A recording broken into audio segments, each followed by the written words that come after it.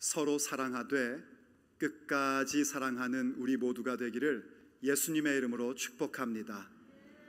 우리 모두가 예수님의 제자임을 세상 사람들이 알게 되는 그 영광이, 또 그 능력이 우리의 삶 속에 가득가득 채워질 줄로 믿습니다. 믿어지시면 아멘 하십니다. 예수님께서 자기 사람들을 사랑하시되 끝까지 사랑하셨습니다. 이때 자기 사람들이란 1차적으로 예수님의 제자들을 말하는 것입니다. 또 2차적으로는 지금도 예수님을 믿는 그분의 제자된 우리들을 말함입니다. 물론 예수님께서 이 당시에 그 제자들은 완전한 제자들 아니었습니다. 성숙한 제자들도 아니었습니다. 오히려 자기의 생각이 더 중요하다고 그렇게 생각하는 철없는 제자들이었습니다. 그럼에도 불구하고 예수님께서 그들을 부르셨습니다. 택하시고 불러주셨고 그들은 예수님의 부르심을 따라갔었습니다. 그리고 부족하지만 예수님을 사랑하는 사람들이었습니다. 바로 그들이 예수님의 자기 사람들입니다. 그 자기 사람들을 예수님은 사랑하시는데 끝까지 사랑하셨습니다. 그때 그 끝까지라는 것은 시간으로 마지막 순간까지라는 말의 차원을 넘어섭니다.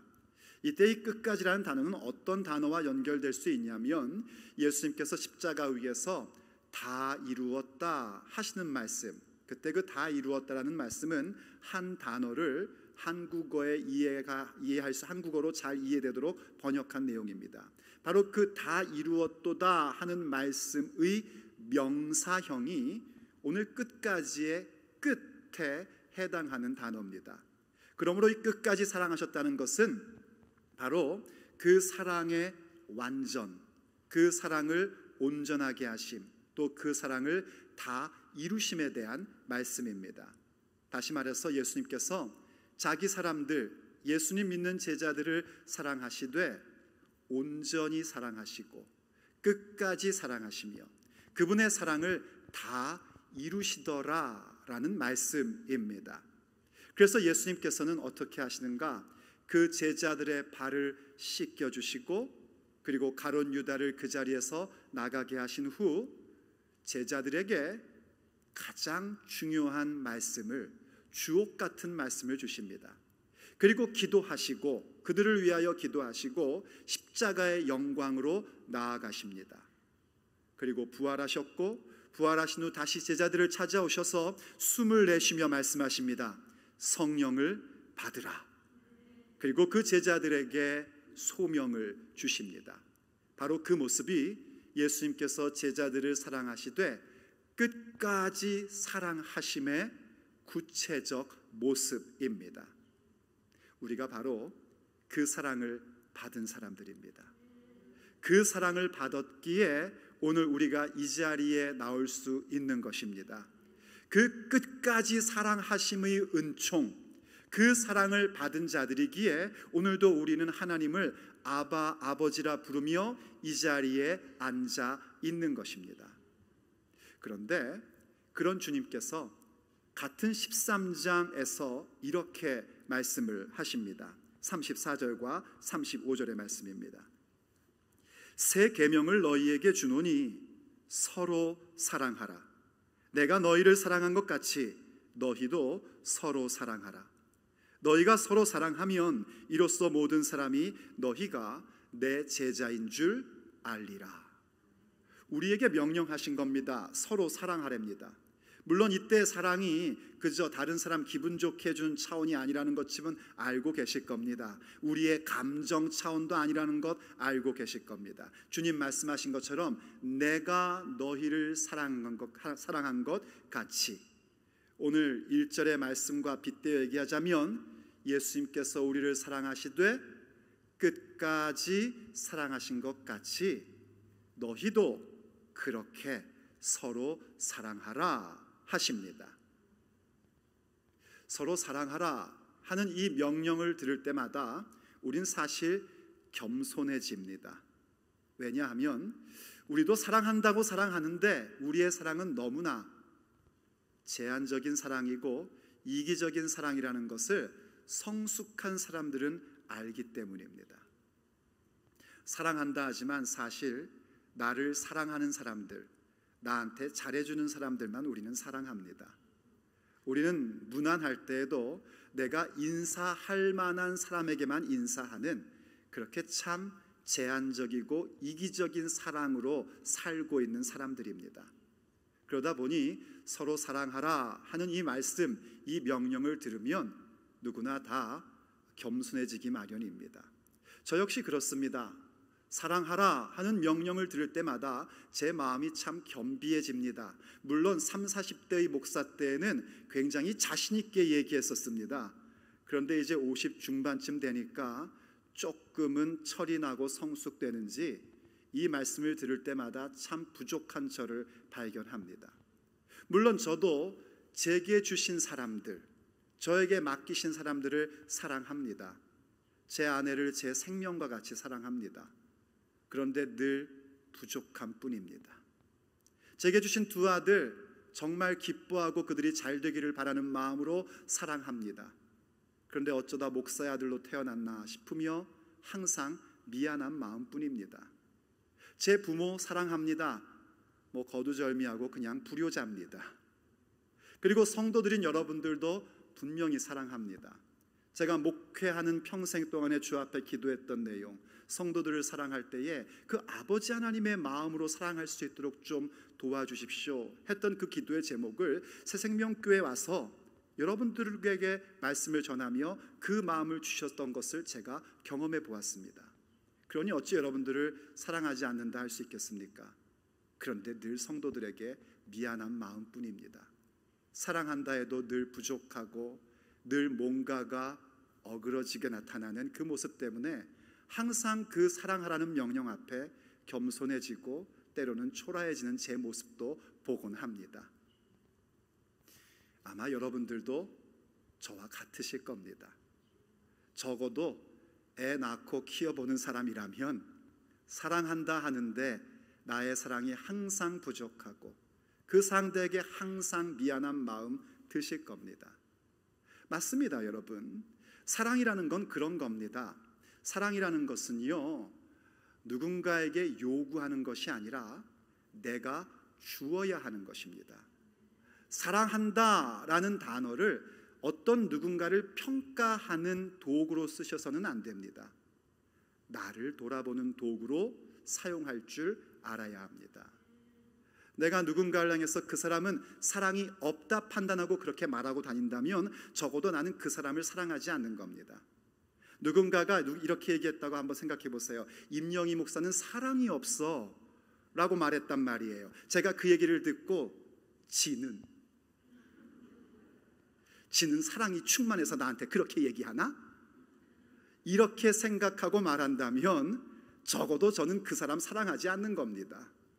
그게 우리들의 모습입니다. 그런데 예수님께서 우리를 끝까지 사랑하신 것 같이 우리에게 서로 사랑하라고 말씀하십니다. 주님은 할 수도 없는 걸 말씀하신 걸까요? 가당치도 않은 그 일을 우리에게 명령하신 것이겠습니까? 그래서 우리에게 부담 주고 그저 우리에게 좌절감을 주려고 이런 명령을 하셨겠습니까?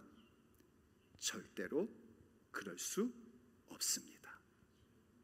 우리 예수님께서 우리에게 이렇게 예수님께서 우리를 끝까지 사랑하신 것처럼 내게 주신 사람들, 배우자이든 자녀이든 부모이든 직장의 동료이든 혹은 교우이든 그렇게 끝까지 서로 사랑하라고 명령하실 수 있는 이유는 우리에게 그 사랑을 주셨기 때문입니다.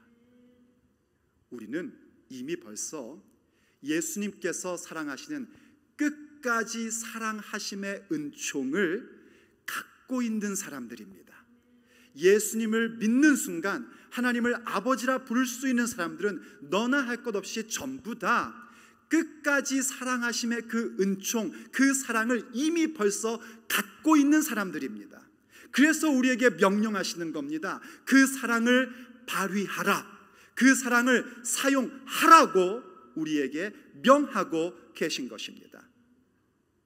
그 명령에 순종하려면 우린 좀 알아야 할 것들이 있습니다. 그 우리의 욕망과 우리의 이기심과 우리의 제한된 사랑으로 가려져 있는 그 끝까지의 사랑을 발휘하기 위하여 우리는 무언가 우리의 인생의 여정 속에 가져야 될 작업이 있습니다. 과연 우린 주께서 명령하신 대로 끝까지 사랑하는 사람들이 되기 위해서 무엇을 해야 하겠습니까? 오늘 본문을 통해서 우리가 함께 들어야 할 주님의 메시지입니다. 첫째, 그것은 돌아갈 때와 장소를 생각하는 것입니다. 주께서 우리에게 주신 끝까지 사랑하심이라는 그 사랑을 가지고 내게 주신 사람들과 함께 끝까지 서로 사랑하려면 우리는 생각해야 됩니다. 우리는 언젠가 이 세상을 떠날 것이고, 그리고 그 후에는 하나님의 심판이 있음을 생각할 줄 아셔야 됩니다. 그리고 그 심판이 있을 때에 우린 반드시 하나님 아버지의 품으로 돌아가야 한다는 사실을 생각하셔야 합니다. 그때야 비로소 우리는 우리에게 주신 끝까지 사랑이라는 그 부분들을 마음껏 발휘하며 우리도 끝까지 서로 사랑할 수 있는 사람이 될 수 있습니다. 한번 본문 1절을 보도록 하죠. 본문 1절에서 이렇게 우리에게 설명해 줍니다. 유월절 전에 예수님께서 자기가 세상을 떠나 아버지께로 돌아가실 때가 이른 줄 아시고 세상에 있는 자기 사람들을 사랑하시되 끝까지 사랑하시니라. 요한복음 13장 1절 말씀은요, 사실은 지난번에 말씀드렸던 요한복음의 두 번째 파트, 요한복음 전체를 우리가 두 가지로 나눌 수 있다고 했습니다. 하나는 1장부터 12장까지를 표적의 책이다 이렇게 얘기할 수 있고요, 13장부터 21장까지는 영광의 책이다 이렇게 이야기할 수 있습니다. 바로 이 영광의 책에 해당되는 모든 내용의 서언, 프롤로그라고 할 수 있는 부분이 이 13장 1절의 말씀입니다. 요한복음은요, 우리가 그동안 살펴왔듯이 때에 대하여 많이 얘기해주고 있습니다. 예수님도 때를 말씀하셨습니다.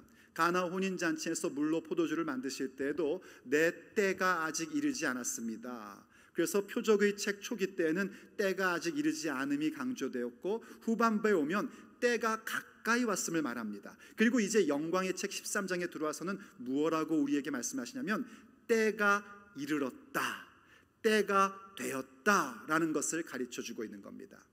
그 때가 어느 때인가? 그저 십자가를 지시고 고통받는 때인가? 그게 아니라 오늘 말씀이 얘기해주고 있는 것처럼 예수님께서 세상을 떠나 아버지께로 돌아갈 때입니다. 그때를 예수님께서 아셨답니다. 이때 안다라는 단어도요, 그냥 흔연히 아는 얘기가 아닙니다. 깊이 생각한다는 말이고 또 동시에 인식했다라는 말이기도 합니다. 그래서 예수님이 당신이 세상을 떠나 아버지께로 돌아갈 때가 되었음을 생각하실 때에 성경은 우리에게 그분의 행동을 뭐라고 말씀하시는가? 제자들을 사랑하시되 끝까지 사랑하시더라 하고 말씀해주고 있는 겁니다. 그래서 우리들도 이 부분들을 알아야 됩니다. 주께서 우리의 심령 가운데 심어넣어 주신 끝까지 사랑함이라는 그 놀라운 은혜를 발휘하며 살려면 우리도 우리의 마지막 때를 생각할 줄 알아야 되고, 우리가 주님의 품에 돌아갈 것이라는 사실을 인식할 줄 알아야 합니다. 죽음을 생각할 줄 아셔야 됩니다. 어떤 뇌과학자가 그런 얘기를 하더라고요. 사람은요, 이 사람의 뇌는 죽음이라는 말을 듣는 순간 멈춘답니다. 듣기가 싫다는 거예요, 죽음이라는 말을. 언제나 그 죽음이란 말을 들을 때 뇌가 작동을 하는가? 그 장례식 정도 가야, 그때야 비로소 죽음이라는 단어를 이 뇌가 받아들인답니다. 그만큼 사람은 죽음이라는 것을 생각하기 싫어하고 받아들이기 싫어한다는 겁니다. 그런데 여러분, 제가 예언을 하나 할게요. 우린 다 죽습니다. 반드시 이루어질 예언입니다. 그리고 뿐만 아니라 그 죽음 후에는 반드시 하나님의 심판이 있습니다. 그런 얘기 많이 들으시지 않습니까? 죽음 앞에서는 우리가 용서하게 되고, 죽음 앞에서는 다른 사람들을 더 사랑하지 못했던 것들을 후회한다라는 얘기 우리가 많이 듣지 않습니까? 그런데 여러분, 다 그런 건 아닙니다. 죽을 때에 이를 갈며 죽는 사람들도 있습니다. 죽을 때에 원망하며 죽는 사람들도 있습니다. 누가 과연 그 죽음 앞에 용서를 하고 그 죽음 앞에서 더 사랑하지 못한 것을 진심으로 후회하며 아쉬워할 수 있는가? 그들은 오직 자기의 죽음 후에 돌아갈 곳이 아버지의 집임을 볼 줄 아는 사람들 뿐입니다. 사도행전 6장과 7장을 보면은요, 우리가 흔히 스데반 집사다 하는 교회 리더 되었던 스데반 형제가 나옵니다. 이 스데반 형제가요, 하나님의 은혜에 또 성령에 충만한 사람이었습니다. 그래서 말씀을 전할 때 표적과 기사가 나타나고요, 많은 유대인들이 그와 논쟁을 할 때에 그는 성령과 지혜로 말하기 때문에 이길 방법이 없었습니다. 그러자 그들이요, 사람들을 매수해서 스데반 형제가 모세와 하나님의 율법을 모독했다라는 말을 하게 했고, 마침내 재판장에 서게 됩니다. 그래서 7장에 들어가면 스데반이 그 자기의 변론을 하는데 다른 변론을 하는 것이 아니라 하나님의 말씀을 쭉 설명을 합니다. 얼마나 탁월한 설교인지요, 아무도 말을 못합니다. 그야말로 앗소리 한마디 못하도록 탁월한 설교를 합니다. 그런데 이것 좀 보십시오, 여러분. 탁월한 설교를 할 때 베드로의 설교처럼 3,000명이 회개하는 경우도 있지만은요, 이렇게 스데반 형제처럼 탁월한 설교를 했음에도 불구하고 돌 3,000개가 날라오는 경우도 있습니다. 그 설교를 듣고요, 이 유대인들이 할 말이 없으니까 성경에 이르기를 그들이 이를 갈았답니다. 그런데 그러던 사이 스데반 형제는 성령에 충만해져서 눈이 열립니다. 하늘이 열리고 우리 예수님께서 하나님 우편에 서 계신 것을 그가 목격합니다. 그리고 그것을 말합니다. 그러자 이 못된 사람들이 흥분을 감추지 못하고 스데반 형제를 몰아내면서 결국 돌로 쳐서 그를 죽여버립니다. 그런데 그 돌에 맞을 때에 스데반 형제가 이렇게 기도를 합니다. 주 예수님이여, 내 영혼을 받아주시옵소서. 그가 분명히 보았기 때문입니다. 이 죽음 이후에 그가 어디로 갈 것인지, 그것이 다른 곳이 아니라 우리 예수님 계신 곳, 우리 아버지의 집이라는 사실을 분명히 본 것입니다. 그러자 이어서 그는 계속해서 이렇게 기도합니다. 주여, 저들을 용서하여 주옵소서. 그야말로 끝까지 용서하는 사랑의 모습을 스데반 형제가 보여줍니다. 어떻게 가능한 것입니까? 자기의 죽음 이후에 갈 곳이 예수님 계신 하나님 아버지 집이라는 사실을 분명히 보았기에 그 끝까지 사랑의 모습을 가질 수 있었던 겁니다. 그래서 성경 베드로전서 4장 7절은 우리에게 이렇게 권면해 주고 있습니다. 만물의 마지막이 가까이 왔으니 그러므로 너희는 정신을 차리고 근신하여 기도하라. 무엇보다도 뜨겁게 서로 사랑하라. 사랑은 허다한 죄를 덮느니라. 아멘. 만물의 마지막, 그것은 역사적으로도 점점 가까이 오고 있습니다. 우리 예수님 곧 다시 오십니다. 그리고 개인적으로도 만물의 마지막은 어제보다 오늘 점점 더 가까이 오고 있는 것입니다. 오늘이 우리에게는 마지막 날입니다.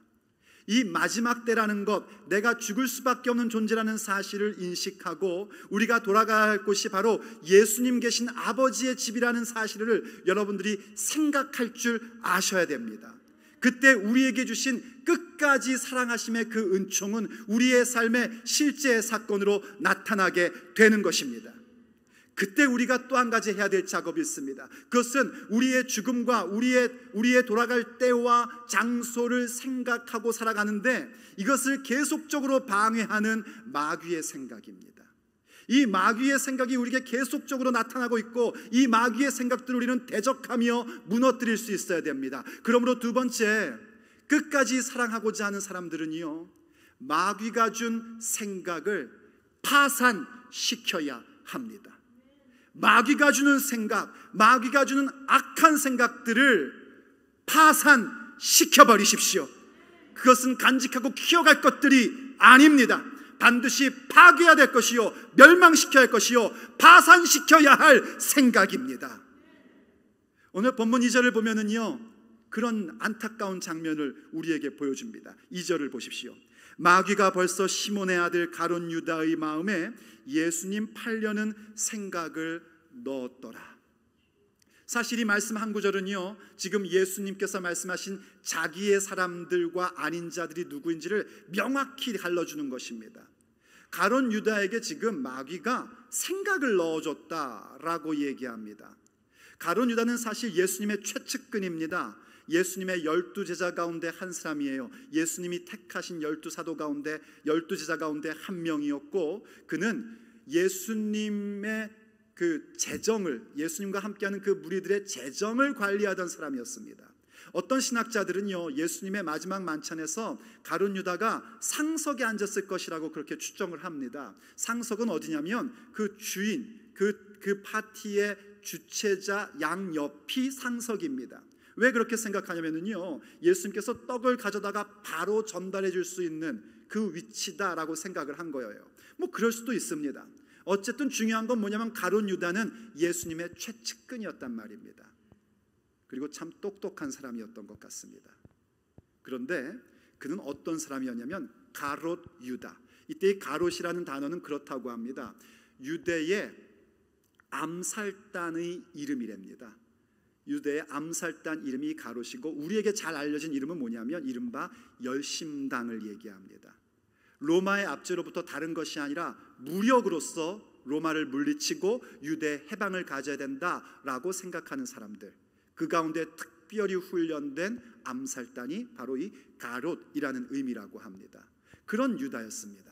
이 가룟 유다는 예수님의 뜻이 무엇인지 알았지만 자기의 생각과 다르기 때문에 예수님을 거절한 겁니다. 그리고 예수님을 팔기로 생각을 한 겁니다. 그는 분명 자신의 생각이라고 여겼을 것입니다. 하지만 성경은 단언해 줍니다. 마귀가 가룟 유다에게 예수님 팔 생각을 넣었답니다. 여러분, 이 말씀을 오해하지 마십시오. 아, 그러니 가룟 유다의 책임이 아니구나 라고 생각한다면 그건 여러분이 착각하시는 겁니다. 마귀가 첫 번째로 한 일은 그겁니다. 생각을 넣어주는 겁니다. 그리고 그 다음에 그 생각을 가지고 가룟 유다가 뭐 한 것인가? 그 생각을 계속해서 키워가는 겁니다. 그러다 보니 성경이 이야기하기를 마귀가 가룟 유다 속에 들어가 버립니다. 그러니 예수님께서 끝까지 그를 사랑하셔서 그의 발도 닦아주셨고 그에게 떡까지도 주셨는데 그 떡을 받아들고 밖으로 나가니 그의 영혼의 어두운 밤임을 성경은 우리에게 이야기해 주고 있습니다. 마귀가 강제로 시킨 게 아니란 말입니다. 에덴 동산에서도 마찬가지입니다. 마귀가 강제로 아담과 하와에게 선악과를 먹인 게 아닙니다. 하와와 아담에게 생각을 넣어준 겁니다. 마귀의 생각, 악한 생각을 넣어줬고 그 생각을 빌드업한 것은 하와였고 아담이었습니다. 가룟 유다도 마찬가지입니다. 악한 생각을 마귀는 넣어줬고 그 생각을 가룟 유다는 계속해서 키워간 겁니다. 우리도 사실은 마귀가 주는 생각을 자주 갖게 됩니다. 분명 말씀을 들을 때 나의 때, 내가 죽을 때와 돌아갈 곳이 어디인지 그것을 분명히 알고 있고 그것을 생각하는데 다시금 나가다 보면 마귀가 마귀의 생각을 우리에게 집어넣어 줍니다. 그건 어쩔 수가 없습니다. 우리가 육체의 날들을 사는 한에는 계속해서 마귀의 생각은 우리 가운데 공격해 올 겁니다. 중요한 건 뭐냐면 그 생각이 아무리 지나갈지언정 그 생각을 내 마음속에 둥지를 틀게 해서는 안 됩니다. 반드시 그 생각을 파괴해야 합니다. 그 생각을 파산시키셔야 합니다. 그래서 에베소서 4장 27절이 우리에게 명령하는 겁니다. 마귀에게 틈을 주지 말라. 공동 번역은 아예 이렇게 얘기해 줍니다. 마귀에게 발붙일 틈을 주지 말라라고 명령합니다. 마귀가 우리의 생각과 우리의 인생 가운데 발붙일 틈을 주지 마십시오. 아무리 그러한 생각이 들어온다 할지라도 그 생각을 파산시켜 버리십시오. 그것은 아까운 것이 아닙니다. 도리어 그것을 파산시킬 때에 하나님의 생각이, 예수님의 생각이 우리 가운데에 세워지게 될 것입니다. 예수님도 마귀의 유혹을 받으셨죠. 그때 마귀가 예수님께 제안했던 모든 내용들은 마귀의 생각입니다. 돌들로 떡덩이 빵들을 만들어 봐라, 성전 높은 곳에서 떨어져 봐라, 하나님께서 지켜주신다고 했잖냐, 너 어차피 이 세상을 구원하러 온 거지, 아담 이후로 모든 세상은 나에게 주어진 거야, 그러니 쉽게 가자, 쉽게 나에게 엎드려 절해라, 나를 경배해라, 내가 이 세상을 너한테 줄게. 전부 다 마귀의 생각입니다. 그러나 우리 주님은 그것들을 전부 다 물리치셨습니다. 하나님의 말씀으로, 그리고 하나님 말씀뿐만이 아니라 그 말씀을 사용하심에 있어서도 하나님을 존중히 여김으로 그렇게 마귀의 생각을 파산시켜 버리셨습니다. 우리도 그것이 필요합니다. 주께서 우리의 가슴 속에 주신 끝까지 사랑하심의 그 은총이 우리의 육체의 날들 가운데 발휘되며 열매를 맺어서 우리도 주님의 명령을 따라 끝까지 사랑하여 주님의 제자로서의 그 능력과 영광의 탁월한 인생을 살고 싶다면 오늘도 수없이 찾아오는 마귀의 생각들을 파산시키셔야 합니다. 그때 주님의 능력이 우리 가운데 나타납니다. 예수님의 그 영광이 우리의 인생 속에 나타나게끔 되어 있습니다. 그때 우리는 무엇을 하게 되는가? 드디어 마귀의 생각을 파산시켰기에 주님께서 우리에게 맡기신 일을 향하여 우린 집중하며 나아갈 수 있는 것입니다. 그러므로 세 번째, 끝까지 사랑하기를 결정하는 사람들은 맡기신 소명에 집중합니다. 맡기신 소명, 내게 맡기신 그 일들에 대하여 집중하는 자가 될 수 있어야 합니다. 오늘 본문 3절을 다시 한번 봅니다. 저녁 먹는 중, 바로 유월절 식사이겠죠. 예수님께서는 아버지께서 모든 것을 자기 손에 맡기신 것과 또 자기가 하나님께로부터 오셨다가 아버지께로 돌아갈 것을 아시고, 예수님께서 인식하시고 생각하신 것이 있었는데 이제 세상을 떠나 아버지께로 돌아갈 것을 아셨고, 또 한 가지 아시는 것이 무엇인가? 아버지께서 모든 것을 자기 손에 맡기신 것을 아셨다라고 말씀해 주고 있습니다. 그것은 바로 인류를 구원하시는 그 구속의 길, 그 구속의 은총을 아버지 하나님께서 아들 예수님께 맡기신 것입니다.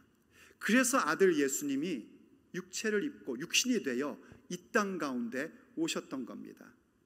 이 땅 가운데 오신 것만으로도 사실 예수님께는 큰 희생입니다.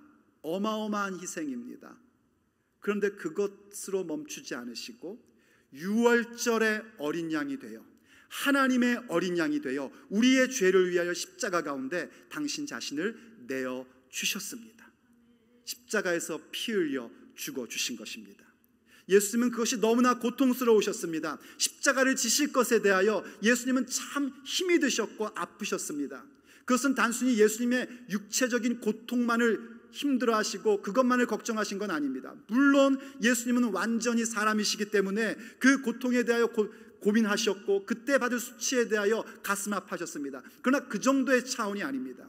예수님의 진짜 고통은 뭐였냐면 십자가에 온 인류의 죄를 짊어지고 달리는 그 순간 영원하신 하나님 아버지와의 단절을 경험해야 했기에 그것이 가장 고통스러우셨던 겁니다. 우리 예수님은 영원전부터 영원까지 단 한 번도 아버지 하나님과 분리된 적이 없으십니다. 아버지와 아들은 언제나 함께 하셨고 아버지와 아들은 항상 하나이십니다. 그런데 십자가를 지는 그 순간만큼은 우리의 죄 때문에 태양도 빛을 잃을 만큼 하나님 아버지와의 단절을 경험하셔야 했었습니다. 그것이 예수님께는 가장 큰 고통이며 가장 큰 슬픔이었습니다. 그래서 제자들에게 그렇게 말씀하신 거예요. 내 마음이 심히 고민하여 죽게 되었다. 그리고 아버지 앞에 나가 기도하시죠. 아버지요, 할만하시거든 이 잔을 내게서 지나가게 하옵소서. 그때 어떻게 기도했는지를 히브리서는 뭐라고 얘기하냐면 심한 통곡과 눈물로 기도하셨다고 그러고요, 누가복음을 보면 얼마나 간절히 기도하셨는지 땀이 떨어지는데 마치 땅에 떨어지는 핏방울 같았더라고 우리에게 기록해주고 있습니다. 그만큼 주님의 마음은 가슴 아프고 힘들었던 겁니다. 그러나 주님이 어떻게 기도하십니까? 하오나 나의 원대로 마옵시고 아버지의 원대로 하옵소서. 우리 예수님은 이 땅에 오신 그 소명의 길을 포기할 수 없으셨습니다. 마음이 심히 고민하여 죽게 되었고 기도할 때 땀을 흘리며 기도하고 그 땀이 땅에 떨어지는 핏방울 같을지언정, 심한 통곡과 눈물로 부르짖을지언정 주신 소명, 그 해야 할 일들에 대해서, 그 소명의 길에 대해서 포기하지 않고 집중하셨습니다. 그것이 바로 주님께서 우리를 사랑하신 끝까지 사랑하심입니다.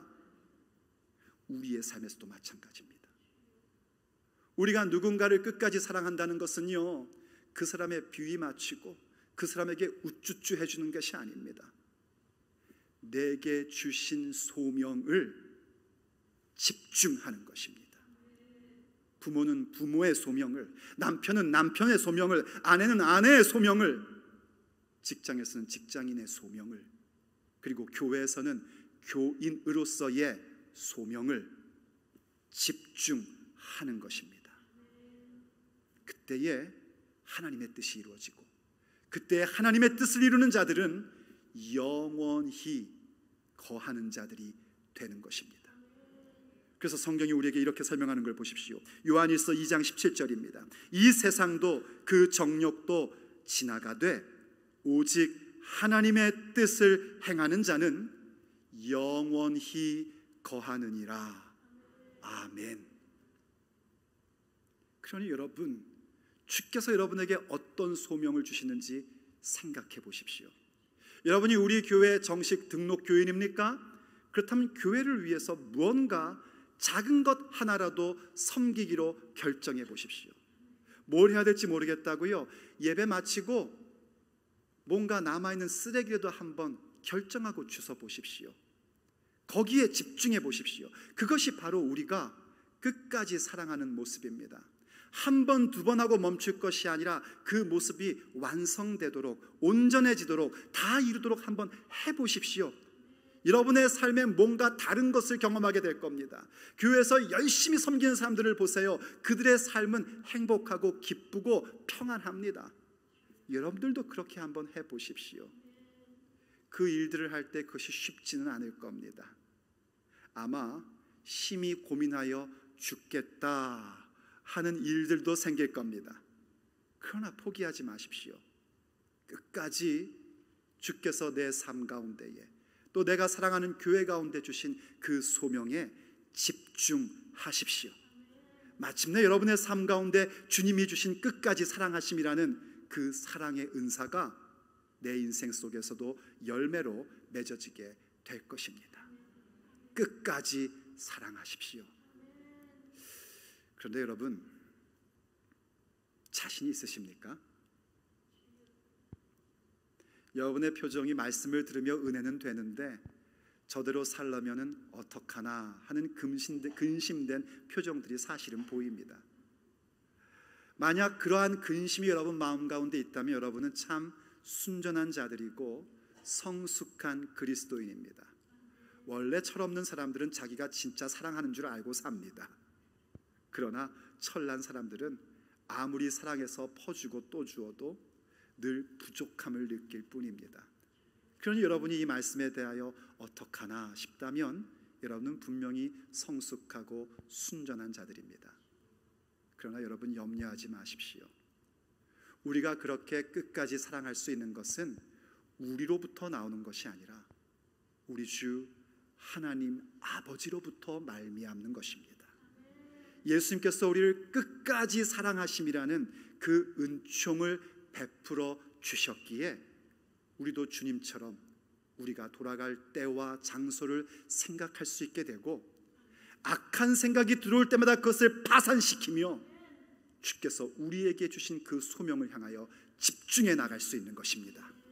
그때 우리도 주님과 같이 끝까지 사랑하는 자들이 될 것입니다. 서로 사랑합시다. 끝까지 사랑하십시다. 그러므로 오늘도 주님의 은총을, 주님의 은혜를 노래하며 기도하는 자리로 나아가기를 원합니다. 우리가 이렇게 서로 사랑할 수 있고 끝까지 사랑하는 자리로 갈 수 있는 것은 우리의 공로가 아니라 오직 예수님의 공로입니다.